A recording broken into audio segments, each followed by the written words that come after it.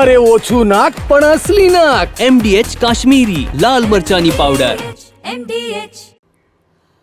સમાચાર અમદાવાદથી મળી રહ્યા છે. સુભાષ બ્રિજમાં તિરાડ મામલે મનપાનું ઇન્સ્પેક્શન પૂર્ણ થયું. મનપાએ ઇન્સ્પેક્શનમાં 3 કંપનીઓનો કર્યો હતો સમાવેશ. આ ઇન્સ્પેક્શનમાં 3 કંપનીનો સમાવેશ કરવામાં આવ્યા. હાલમાં જ પંકજ એમ પટેલ, કસાડ અને મલ્ટીમીડિયાએ પૂર્ણ કર્યું ઇન્સ્પેક્શન કંપનીએ રિપોર્ટ તૈયાર કરવાની કામગીરી હાથ ધરી છે. બુધવારે સવારે પ્રથમ 3 કંપનીઓ દ્વારા રિપોર્ટ સોંપવામાં આવશે.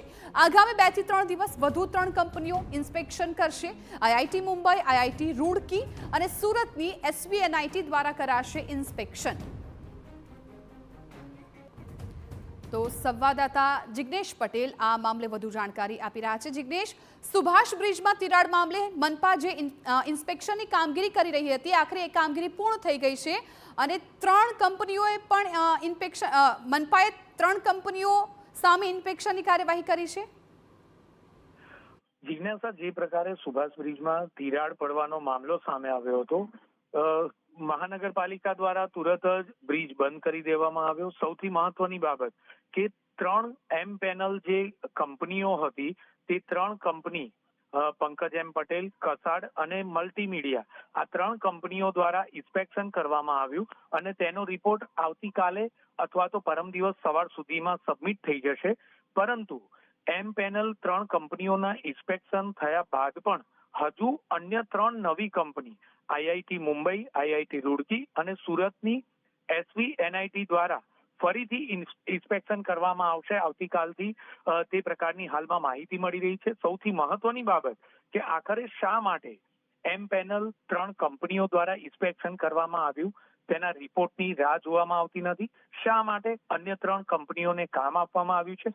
શું એમ પેનલ કંપનીઓનો રિપોર્ટ પર અથવા તેની કામગીરી પર ખુદ કોર્પોરેશનને વિશ્વાસ નથી? કારણ કે જો આ કંપનીઓના રિપોર્ટ પર જો તેઓને વિશ્વાસ ન હોય તો લાખો રૂપિયાની ફી કોર્પોરેશન આ રિપોર્ટ માટે ચૂકવી રહ્યું હોય છે. અને જો તેમના પર ભરોસો ન હોય તો અન્ય કંપનીઓને શા માટે આ કામગીરી આપવામાં આવી છે તે સૌથી મોટો પ્રશ્ન છે. અને જો અન્ય કંપનીઓના જ જો રિપોર્ટ લેવાના હતા તો આખરે એમ પેનલ કંપનીઓ પાસે લાખો રૂપિયાની ફી જે વર્ષ દરમિયાન આપવામાં આવતી હોય છે તે આપવાનો કોઈ અર્થ રહેતો નથી. તે બાબત પણ એટલી જ સ્પષ્ટ છે.